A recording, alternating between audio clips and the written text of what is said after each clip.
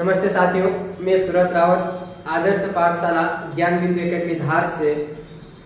साथियों, हमारा जो पहला वीडियो था, पिछला वीडियो में हम पढ़े थे हिंदी में वर्णों का वर्गीकरण करके पढ़े थे। साथियों, वर्णों का वर्गीकरण मुख्यतः दो प्रकार से किया जाता है, स्वर और व्यंजन।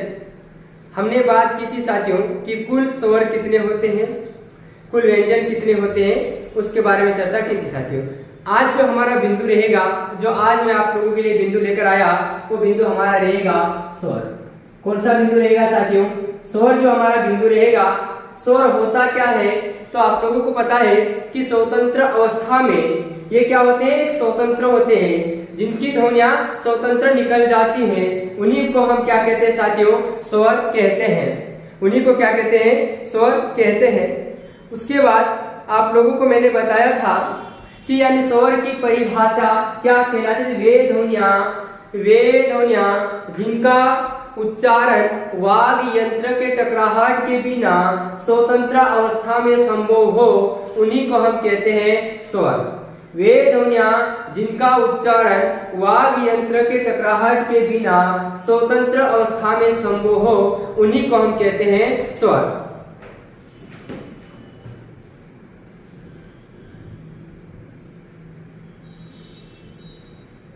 वे ध्वनियां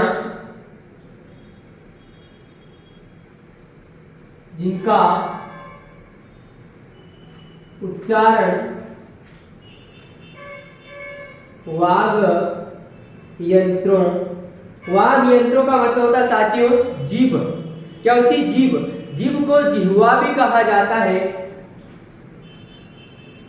जीभ या इसी को कहा जाता है जिह्वा। क्या कहा जाता है साथियों? जिह्वा। यानी वे ध्वनियां जिनका उच्चारण वाग यंत्र के टकराहट के बिना स्वतंत्र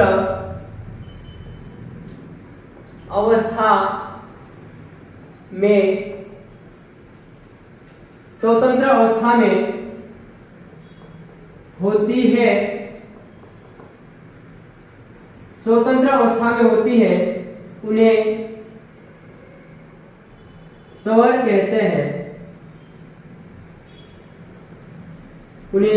स्वर कहते हैं। साथियों, यहाँ पर याद रखना कि वे ध्वनियां जिनका उच्चारण वाग यंत्र के टकराहट के बिना स्वतंत्र अवस्था में होती है, उन्हें हम स्वर कहते हैं। स्वतंत्र यानी वाग यंत्र यानी जीभ के किसी भी स्थान पे ना टकराकर इनका उच्चारण होता है, यानी जीभ का किसी भी स्थान पर स्पर्श नहीं करती है और स्वरों का उच्चारण होता है। साथियों, याद रखना कि वे ध्वनियां जिनका उच्चारण वाग यंत्रों के टकराहट के बिना स्वतंत्र अवस्था में संभव हो, उन्हीं को हम कहते हैं स्वर। उन्हीं को हम क्या कहते हैं साथियों? स्वर। या हम एक परिभाषा और कह सकते हैं कि वे वर्ण जिनको बोलते समय किसी अन्य वर्ण का उच्चारण यानी सहायता नहीं ली जाती है, उन्हीं को हम कहते हैं स्वर। वे वर्ण जिनको बोलते समय किसी अन्य वर्ण की सहायता नहीं ली जाती, उन्हीं को कहते हैं स्वर। साथियों, उसके बाद हम बात करेंगे स्वर कितने हैं, इसके बारे में चर्चा कर चुके हैं। अ, आ, ई, उ,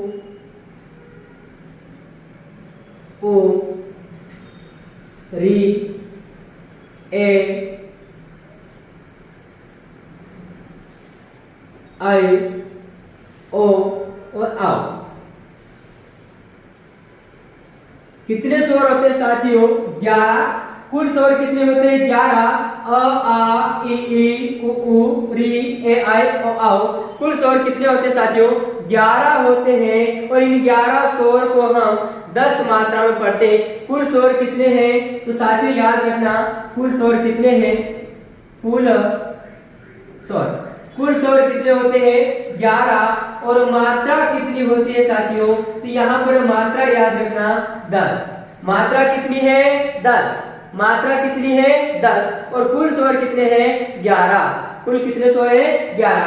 अब यहाँ पर एक चीज और याद रखना कि अ की कोई मात्रा नहीं होती है, अ की कोई मात्रा नहीं होती है। अ को छोड़कर सभी पर मात्राएं होती है, कुछ हमें दिखाई देती हैं और कुछ हमें दिखाई नहीं देती है। साथियों याद रखना, अ को छोड़कर सभी पर मात्राएं होती है, कुछ हमें दिखाई देती है, कुछ हमें दिखाई नहीं देती है। इसलिए अ को कहा जाता है उदासीन स्वर। अ को क्या कहा जाता है साथियों? उदासीन स्वर। क्या कहा जाता है? उदासीन स्वर कहा जाता है। और आ की मात्रा खड़ी पाई। आ की मात्रा कैसी रहती है? खड़ी पाई। ई की मात्रा, बड़ी ई की मात्रा, छोटा ऊ की मात्रा, बड़ा ऊ की मात्रा और री की मात्रा इस आधार पर की जाती है। ए की मात्रा, आई की मात्रा, ओ की मात्रा और औ की मात्रा। मात्राएं कितनी होती है? कुल 10। कितनी मात्रा होती है? 10 होती है। अ की मात्रा नहीं होती है, कुछ हमें अ को छोड़कर सभी पर मात्राएं होती है, कुछ हमें दिखाई देती है, कुछ हमें दिखाई नहीं देती है। इसलिए अ को उदासीन स्वर भी कहा जाता है। उदासीन स्वर इसलिए कहा जाता है साथियों, याद रखने के लिए मैं बता रहा हूँ कि कोई व्यक्ति अकेला रह जाता है क्योंकि सभी में मात्राएं है लेकिन अ में मात्रा नहीं है, अ बेचारा अकेला रह जाता है। कोई व्यक्ति अकेले रह जाते तो उदास हो जाते हैं, कोई व्यक्ति अकेले रह जाता है तो क्या हो जाता है साथियों? उदास हो जाता है। इसी प्रकार और क्या है? अकेला रह गया क्योंकि बाकी में सभी के साथ मात्रा है और के साथ मात्रा नहीं है, इसलिए इसको हम उदासीन स्वर करके याद रख सकते हैं। ठीक है, अब उसके बाद हम आगे बढ़ते हैं। सबकी अपनी अपनी जोड़ी भी है लेकिन केवल री की जोड़ी नहीं है, बड़ी री का प्रयोग किया जाता है। अब हम थोड़ा सा आगे बढ़ेंगे कि स्वरों का वर्गीकरण कितने प्रकार से किया जाता है। स्वरों का वर्गीकरण हम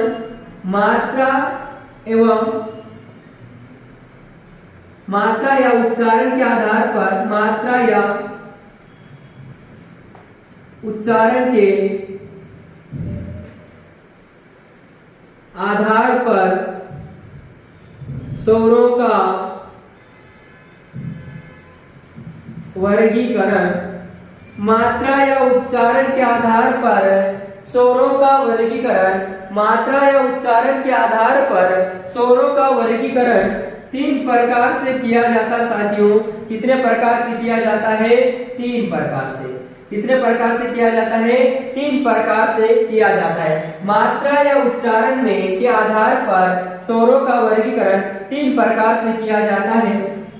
पहला जो देखने मिलेगा जिसको हम कहते हैं मूल स्वर, इसे हम क्या कहते हैं? मूल स्वर। इसी को कहा जाता है ह्रस्व, इसी को कहा जाता है ह्रस्व स्वर या लघु स्वर, या इसी को कहा जाता है छोटा स्वर, इसी को कहा जाता है एक मात्रिक स्वर। इसी को क्या कहा जाता है साथियों? एक मात्रिक स्वर, यानी मूल स्वर, ह्रस्व स्वर, लघु स्वर, छोटा स्वर, और इसी को क्या कहा जाता है? एक मात्रिक स्वर कहा जाता है साथियों। दूसरा जो हमको देखने को मिलेगा उसकी बात करते हैं तो यहाँ पर दीर्घ स्वर, दीर्घ स्वर के बाद गुरु, गुरु स्वर के बाद आप लोगों को देखने को मिलेगा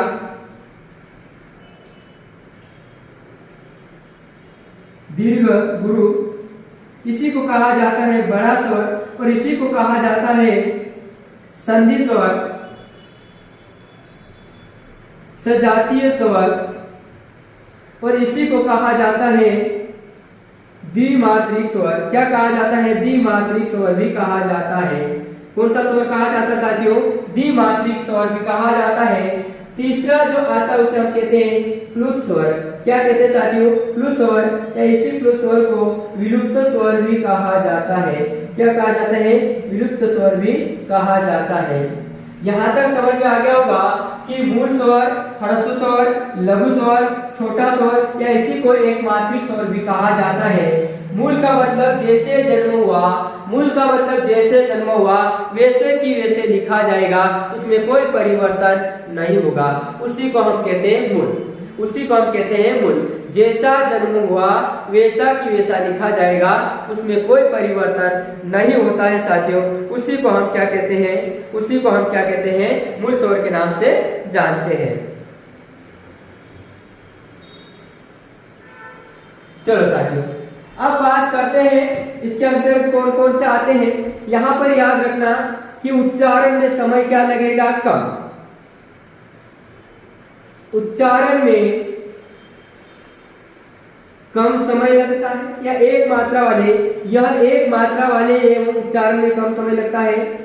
यह एक मात्रा वाले एवं उच्चारण में कम समय लगता है। यह एक मात्रा वाले एवं उच्चारण में कम समय लगते हैं। अ, छोटी ई, छोटा ऊ और री, छोटी री। इनकी संख्या कितनी है साथियों, इनकी संख्या कितनी है, 4। कितनी है इनकी संख्या, 4। तो याद रखना, मैंने पिछली कक्षा में बताया था कि मूल स्वर या हर्ष स्वर या लघु या छोटा या एक मात्रिक स्वरों की संख्या होती है 4। अ, छोटी ई, छोटा ऊ और छोटा री, इनकी संख्या कितनी होती है, 4। यानी यह एक मात्रा वाले एवं उच्चारण में कम समय लगता है। यह एक मात्रा वाले एवं उच्चारण में कम समय लगता है, उसी को कहा जाता है मूल स्वर, ह्रस्व, लघु, छोटा, एक मात्रिक स्वर कहा जाता है। बात आती है गुरु, दीर्घ, गुरु, बड़ा या संधि स्वर या सजातीय स्वर, यह यहीं पर देखने को मिलेगा। द्विमात्रिक स्वर के नाम से इसको जानते हैं। द्विमात्रिक मतलब यह दो मात्रा वाले, यह दो मात्रा वाले एवं उच्चारण में अधिक समय लगता है। उच्चारण में क्या होता साथियों, अधिक समय लगता है। यह दो मात्रा वाले एवं उच्चारण में अधिक समय लगता है, उन्हीं को कहा जाता है दीर्घ स्वर, गुरु स्वर, बड़ा, संधि स्वर या इसी को सजातीय या द्विमात्रिक स्वर भी कहा जाता है। यहां पर याद रखना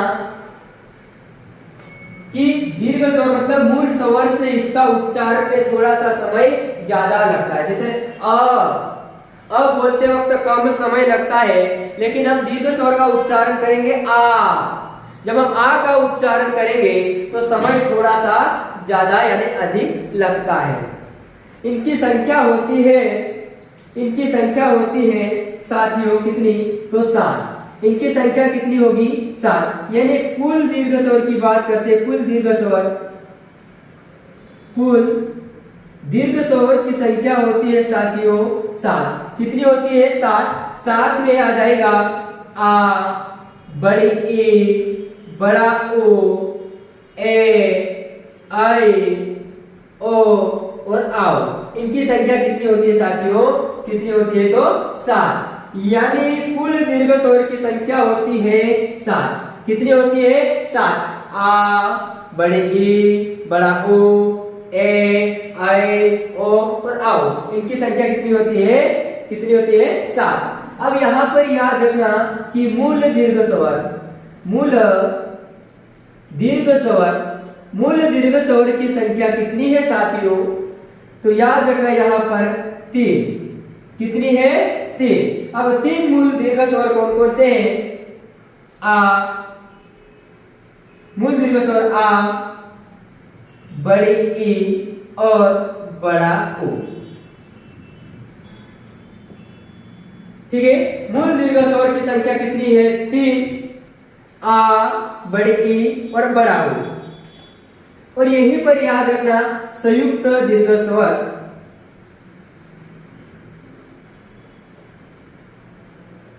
संयुक्त दीर्घ स्वर। संयुक्त दीर्घ स्वर का मतलब यह होता है कि दो अलग अलग जाति के स्वरों के योग से बने हुए स्वर को संयुक्त स्वर कहते हैं। दो अलग अलग जाति के स्वरों के योग से बने हुए स्वर को दीर्घ स्वर कहते हैं। दो अलग अलग जाति के स्वरों के योग से बने स्वर को संयुक्त स्वर कहते हैं। क्या कहते हैं? संयुक्त स्वर कहते हैं। और संयुक्त स्वर को विजातीय स्वर भी कहा जाता है। इसी को विजातीय स्वर भी कहा जाता है। इसी को क्या कहा जाता है? विजातीय स्वर भी कहा जाता है। कौन सा स्वर कहा जाता है साथियों? विजातीय स्वर भी कहा जाता है। कौन सा स्वर कहा जाता है? विजातीय स्वर। विजाति का मतलब या सजाति का मतलब समान जाति के योग से बने हुए स्वर को सजातीय कहते हैं। और अलग अलग जाति के योग से बना हुआ इसी को कहा जाता है विजातीय स्वर भी कहा जाता है। क्या कहा जाता है? विजातीय स्वर भी कहा जाता है। साथियों यहाँ तक समझ में आ गया होगा कि विजातीय यानी संयुक्त स्वर या दीर्घ स्वर की संख्या कितनी है। तो यहाँ पर याद रखना, संयुक्त स्वर की संख्या होती है, संयुक्त स्वर की संख्या होती है 4। संयुक्त स्वर की संख्या कितनी होती है साथियों? 4। 4 कौन कौन सी है? ए, आई, ओ और आओ। इनकी संख्या कितनी होती है? 4। अब ये जो ए है वह किन किन के योग से बना है? अ या आ के बाद ई या ई के योग से बना क्या हो जाएगा? ए। क्या हो जाएगा? ए। उसी के बाद हम बात करेंगे अ या आ के बाद ए का योग होगा तो बनेगा क्या साथियों? बनेगा क्या? आई। और उसी के बाद हम बात करेंगे अ या अ का योग उ या उ से होगा तो बनेगा ओ। और अ या आ के योग से अ या आ के बाद ओ आता है तो दोनों के योग से बन जाता है ओ। क्या बन जाता है? ओ।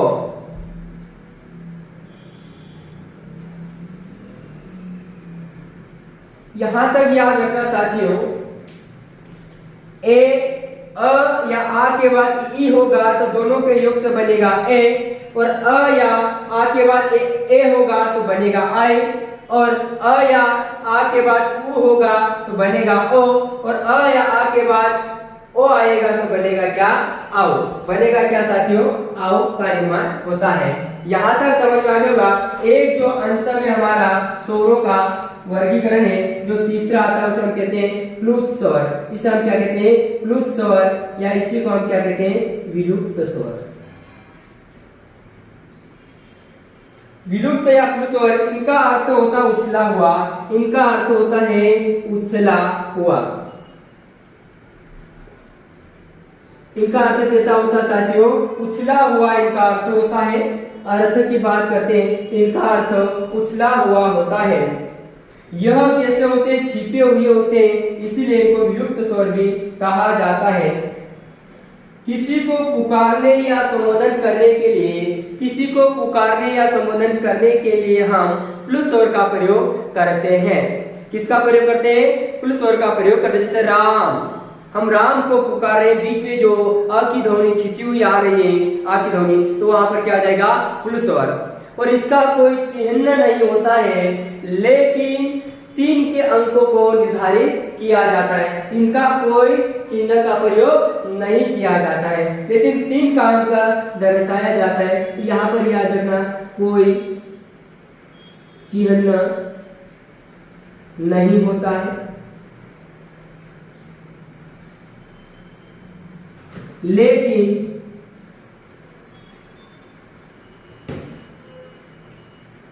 तीन का अंक का प्रयोग करते हैं। किसका प्रयोग करते हैं? 3 के अंक का प्रयोग करते हैं। किसका प्रयोग करते हैं? 3 के के अंक का प्रयोग करते हैं। जैसे उदाहरण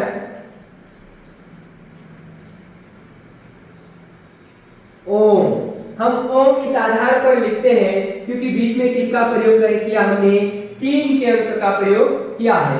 वैदिक भाषा में इनका प्रयोग बहुत अधिक मात्रा में हुआ है साथियों।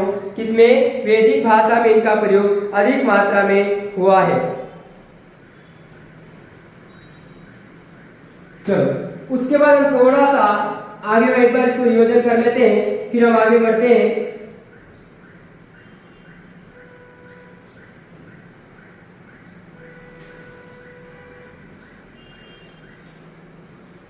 यानी स्वर किसे कहते हैं, तो वे ध्वनियां जिनका उच्चारण वाग यंत्र का मतलब जीभ या जिह्वा के टकराहट के बिना स्वतंत्र अवस्था में होती है, उन्हें स्वर कहते हैं।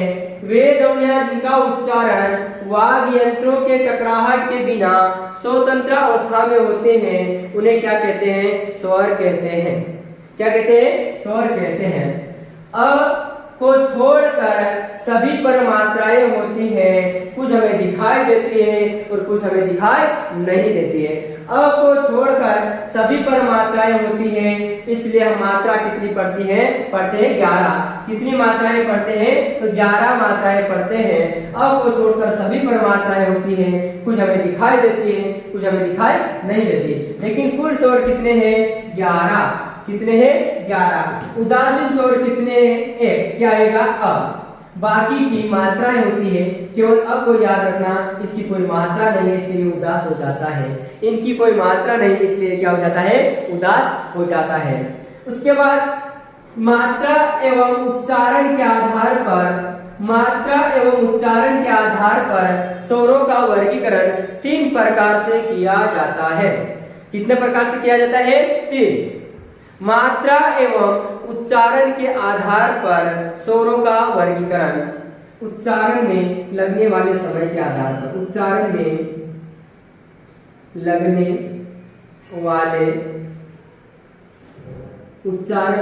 वाले समय के आधार पर, किसके आधार पर, मात्रा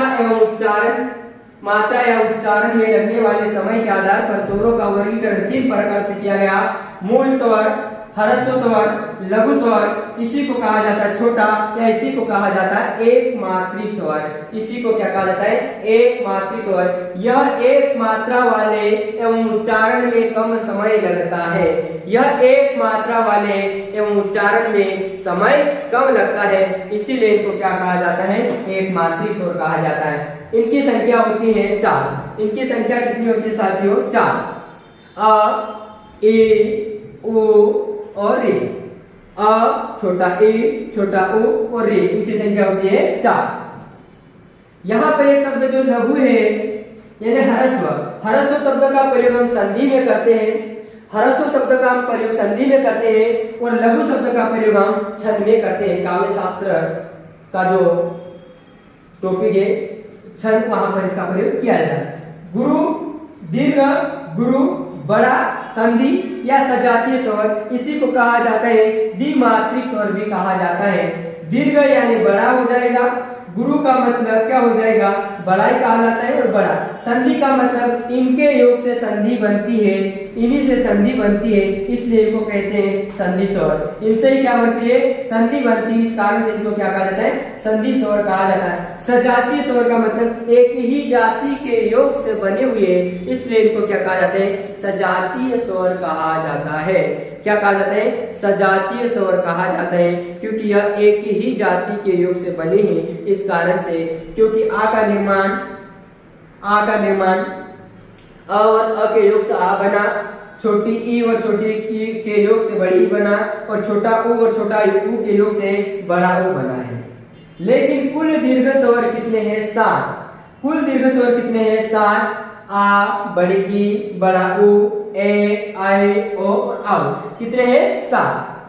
मूल दीर्घ स्वर की संख्या कितनी है, 3। आ, बड़ी ई और बड़ा उ। और द्विजाति स्वर या संयुक्त दीर्घ स्वर की संख्या होती है 4। कितनी होती है, 4। ये क्या कहलाता है, दो अलग अलग जाति के दो अलग अलग जाति के स्वरों के योग से बने स्वर को संयुक्त स्वर कहते हैं। दो अलग अलग जाति के योग से बने स्वर को संयुक्त स्वर कहते हैं। कितनी जाति? दो अलग अलग। जहाँ पे ए अ और ई के योग से बना ए, अ और ई ए के योग से बना आ, अ और उ के योग से बना ओ, और अ या आ के योग अ और या का अ या आ का योग कभी ओ से होगा तो बनेगा औ। इसलिए इनको कहा जाता है संयुक्त या विजाति स्वर भी कहा जाता है। विजाति का मतलब अलग अलग जाति के योग से बना है। फिर बात आता तीसरा प्लुत स्वर, या इसी को कहा जाता है विलुप्त स्वर। इनका अर्थ होता है उछला हुआ। उछला हुआ यानी ये इनका उच्चारण करते ये जल्दी से उछल के चले जाते हैं। इनकी ध्वनि कैसी होती है? उछल के चले जाती है या लांग करके आगे बढ़ जाती है, इसलिए इनको उछला हुआ कहा जाता है। जैसे राम, श्याम, धार, इंदौर, तो जो बीच में अ की ध्वनि आ रही है उसी को हम क्या कहते हैं? प्लुत स्वर कहते हैं। इनका कोई चिन्ह नहीं होता है, लेकिन तीन का अंक का प्रयोग किया जाता है। किस अंक का प्रयोग किया जाता है? तीन के अंक का प्रयोग किया जाता है। जैसे उदाहरण ओम, उदाहरण क्या आएगा? ओम। इनकी संख्या होती है, याद रखना, इनकी संख्या होती है कितनी? 8। इनकी संख्या 8 इसलिए होती है, अ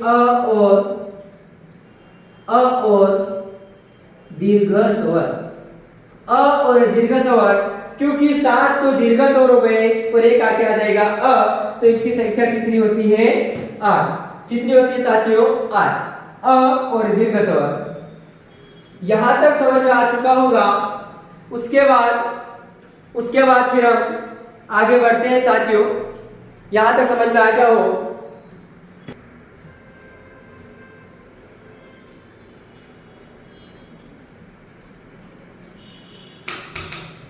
अयोगवाह क्या होता है साथियों? इन्हीं अयोगवाह को पार्श्व बिंदु वाले वर्ण क्या कहा जाता है? पार्श्व बिंदु वाले वर्ण अयोगवाह यानी पार्श्व बिंदु वाले वर्ण भी कहा जाता है। पार्श्व बिंदु यानी बिंदु का प्रयोग किया जाता है, इसीलिए इनको कहा जाता है पार्श्व बिंदु वाले वर्ण। अब यहाँ पर अयोगवाह को हम बात करेंगे अ प्लस योग प्लस वाह।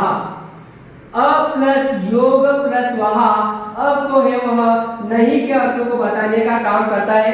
अ नहीं के अर्थों को बताता, योग का मतलब होता है जोड़ और वाह का मतलब वहन करना। क्या हो जाएगा? वहन करना। यानी वे शब्द जो जोड़कर वहन नहीं करता है उन्हीं को कहते हैं अयोगवाह। वे वर्ण जो जोड़कर वहन नहीं करता है उन्हीं को कहते हैं हम अयोगवाह। उन्हीं को क्या कहते हैं? अयोगवाह। यानी अयोगवाह का अर्थ ये होता है कि जो साथ यानी योग न होने पर भी जो साथ रहे, योग न होने पर भी जो साथ रहे उन्हीं को कहते हैं अयोगवाह। इसका जो अर्थ होता है योग न होने पर भी जो साथ रहे, योग न होने पर भी जो साथ रहे उन्हीं को कहते हैं अयोगवाह।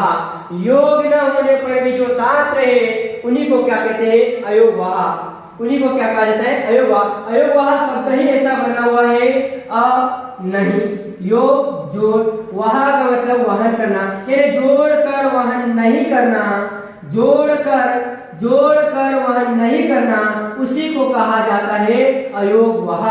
उसी को क्या कहा जाता है? अयोगवाह। वे शब्द या वे वर्ण जो जोड़कर वहन नहीं करता है उसी को क्या कहा जाता है? अयोगवाह। नाम से ही लग रहा है अयोगवाह का मतलब जोड़कर योग यानी जोड़कर योग नहीं कर वहन नहीं करना, उसी को क्या कहा जाता है? अयोगवाह। जो योग न होने पर भी साथ रहे, जो योग न होने पर भी साथ रहे, जो योग न होने पर भी साथ रहे उसी को कहा जाता है अयोगवाह। उसी को कहा जाता है अयोगवाह। पार्श्व बिंदु वाले मतलब जिनके ऊपर बिंदु रहता है इसलिए कहा जाता है। ये कितने प्रकार के होते हैं साथियों? यह 2 प्रकार के होते हैं। यह कितने प्रकार के होते हैं? 2 प्रकार के होते हैं। तो पहला जो देखने मिलेगा अनुस्वार, क्या आ जाएगा? अनुस्वार। और दूसरा जो देखने को मिलेगा उसे कहते हैं विसर्ग। क्या कहते हैं? विसर्ग। अनुस्वार का मतलब हो जाएगा अहम। ये कितने ध्वनियां हैं? ये 2 प्रकार के होते हैं। कौन कौन से? याद रखिए, अहम और अह। ये कितने होते हैं? 2 होते हैं। इसको याद रखिए, अहम और अह। ये अयोवह या पार्श्व बिंदु वाले वर्ण कहे जाते हैं। इसको याद रखिए साथियों। फिर इसी अहम को हम अनुस्वार कहते हैं। अनुस्वार का मतलब शिरा रेखा के ऊपर बिंदु। अनुस्वार का मतलब शिरा रेखा के ऊपर बिंदु को ही क्या कहा जाता है? अनुस्वार। क्या कहा जाता है? अनुस्वार।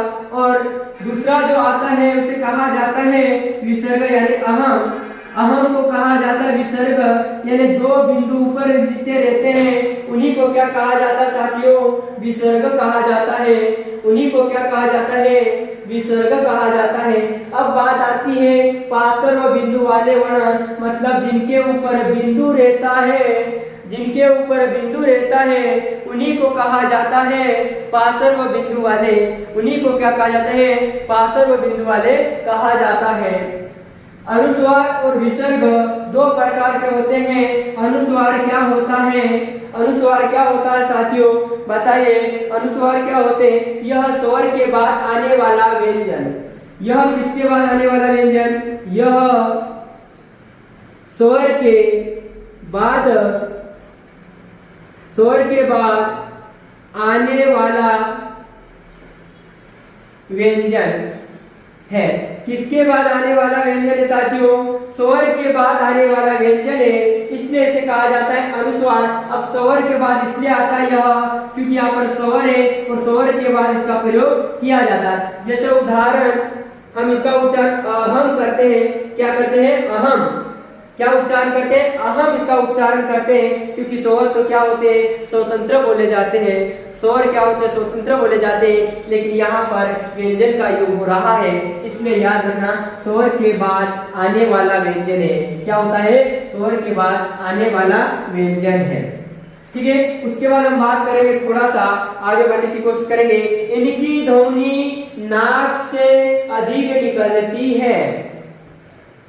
इनकी ध्वनि एवं सांस, ध्वनि एवं सांस नाक से अधिक निकलती है, इसलिए इसे को कहा जाता है, इसलिए इसी को कहा जाता है नासिक ध्वनि। क्या कहा जाता है? नासिक ध्वनि इसलिए कहा जाता है क्योंकि इसका उच्चारण करते समय ध्वनि है वह नाक से अधिक निकलती। ध्वनि एवं सांस नाक से अधिक निकलती। जैसे अहम, अहम, अहम। हम अहम का उच्चारण करते हैं तो जो वायु कहाँ से निकलती है? नाक से निकलती है। इसका उच्चारण अगर हम नाक को पकड़ के करेंगे तो उच्चारण अहम, अहम उच्चारण नहीं होता है। जैसे पकड़ के देखिए, अहम, अहम, अहम उच्चारण नहीं होता है। यानी इसकी ध्वनि एवं सांस नाक से अधिक निकलती है साथियों। बिना नाक से इसकी उच्चारण नहीं किया जा सकता है। अगर आप लोग नाक को पकड़ के भी देख सकते हैं, अहम, अहम उच्चारण हो सकता है क्या? नहीं। तो याद रखना, इसलिए इनको कहा जाता है अनुनासिक, नासिक ध्वनि कहा जाता है। क्या कहा जाता है? नासिक ध्वनि कहा जाता है। बात आती फिर विसर्ग की, तो विसर्ग यह स्वर के बाद आने वाला व्यंजन। किसके बाद आने वाला व्यंजन है? तो स्वर के बाद आने वाला व्यंजन है। स्वर के बाद आने वाला व्यंजन भी क्या हो जाएगा? यह विसर्ग आ जाएगा। और इनकी ध्वनि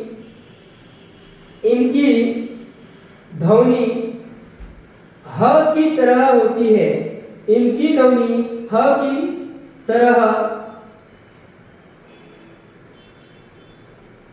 होती है। इनकी ध्वनि किसकी तरह होती है साथियों? ह की तरह होती है। किसकी तरह होती है? ह की तरह होती है। जैसे यह स्वर के बाद आने वाला व्यंजन है, इनकी ध्वनि भी ह की तरह होती है साथियों। किनकी तरह होती है? ह की तरह होती है। अब बात करेंगे विसर्ग। विसर्ग हिंदी में इनको हम बोलते हैं विसर्ग, और हम बात करेंगे गणित में इसे कहा जाता अनुपात। गणित में क्या कहते हैं? इसे अनुपात कहते हैं, और हिंदी में इसे कहा जाता है विसर्ग। हिंदी में इन्हें क्या कहा जाता है साथियों? विसर्ग कहा जाता है।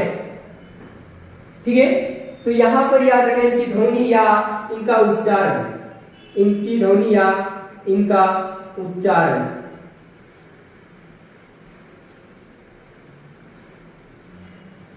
इनकी ध्वनि या इनका उच्चारण ह की तरह होता है। कैसा होता है? ह की तरह होता है। अब बात करते हैं, थोड़ा सा आगे बढ़ने की कोशिश करेंगे, लेकिन यहाँ पर यह स्वर के बाद आने वाला व्यंजन है। जब ये स्वर के बाद आने वाला व्यंजन है तो स्वर हो ही नहीं सकता है, स्वर हो ही नहीं सकता है, क्योंकि व्यंजन या स्वर के बाद आने वाला व्यंजन। स्वर क्या होते हैं? जिनका उच्चारण स्वतंत्र अवस्था में किया जाता है, जिनका उच्चारण स्वतंत्र अवस्था में किया जाता है उन्हीं को स्वर कहते हैं। लेकिन यहाँ पर क्या हो रहा? अहम यानी ह का उच्चारण हो रहा, सॉरी किसका उच्चारण हो रहा? व्यंजन का उच्चारण इसके साथ हो रहा है। यह स्वर के बाद आने वाला व्यंजन है, इनकी ध्वनि एवं सांस नाक से अधिक निकलते हैं, इसलिए इसे नासिका कहते हैं।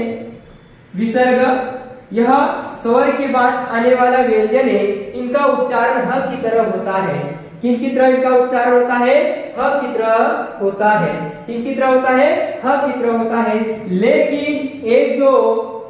लेकिन हिंदी विद्वानों के द्वारा आचार्य किशोरीदास वाजपेयी जी का कथन है कि यह आचार्य किशोरीदास वाजपेयी जी का कथन है कि यह इन दोनों को अयोगवाह स्वर माना है। क्यों माना है? तो आचार्य किशोरीदास जी वाजपेयी जी का कथन है कि यह स्वर के बाद आने वाला व्यंजन है। किसके बाद? यह स्वर के बाद आने वाला व्यंजन है। याद रखना, आचार्य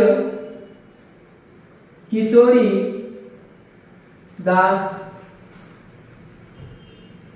वाजपेयी जी का कथन है कि यह स्वरों के बाद आने वाला, यह किनके बाद आने वाला है? यह स्वरों के बाद, थोड़ा सा समझने की कोशिश करना। आचार्य किशोरीदास वाजपेयी जी का कथन है कि यह स्वर नहीं है, कि यह स्वर नहीं है, यह स्वर नहीं है, और व्यंजनों की तरह यह स्वर नहीं है, और व्यंजनों की तरह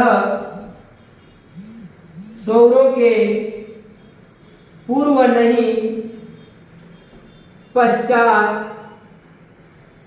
स्वरों के पूर्व नहीं पश्चात आते हैं। इसलिए इन दोनों ध्वनियों को यानी वर्ण को अयोगवाह कहा जाता है। साथियों, समझने की कोशिश करना, समझना, यानी अयोगवाह का मतलब क्या हो जाएगा? पास्तर व बिंदु वाले अयोगवाह, अ प्लस योग प्लस वाह के योग से बना, यानी जोड़कर वहन नहीं करना, उसी को कहा जाता है अयोगवाह। जोड़कर वहन नहीं करना उसी को कहा जाता है अयोगवाह। यानी अर्थ क्या हो जाएगा? जो योग न होने पर भी साथ रहे उसी को कहा जाता अयोगवाह। जो योग न होने पर भी साथ रहे उसी को क्या कहा जाएगा? अयोगवाह। और बात आती है अनुस्वार। ये कितने प्रकार के हैं? तो दो प्रकार के, अहम और अह। अनुस्वार और विसर्ग के नाम से जानते हैं। अनुस्वार का मतलब शिरारोही के ऊपर बिंदु, शिरारोही के ऊपर बिंदु, इसलिए इनको पासर व बिंदु वाले भी कहा जाता है। पासर व बिंदु वाले भी क्यों कहा जाता है? शिरारोही यानी शिरा रेखा के ऊपर बिंदु। यह स्वर के बाद आने वाला व्यंजन है। किसके बाद आने वाला व्यंजन है? स्वर के बाद आने वाला व्यंजन है। इनकी ध्वनि एवं सांस नाक से अधिक निकलती है, इसलिए इन्हें कहा जाता है नासिका। बिना यानी नाक को पकड़ के हम अहम का उच्चारण नहीं कर सकते हैं, इसलिए इनको हम ध्वनि नाक एवं इनकी ध्वनि एवं सांस नाक से नहीं निकलती, इसलिए इनको नासिका कहा जाता है। विसर्ग यानी दो बिंदु रहेंगे। यह स्वर के बाद आने वाला व्यंजन है, इनका उच्चारण ह की तरह होता है। किनकी तरह होता है? ह की तरह होता है।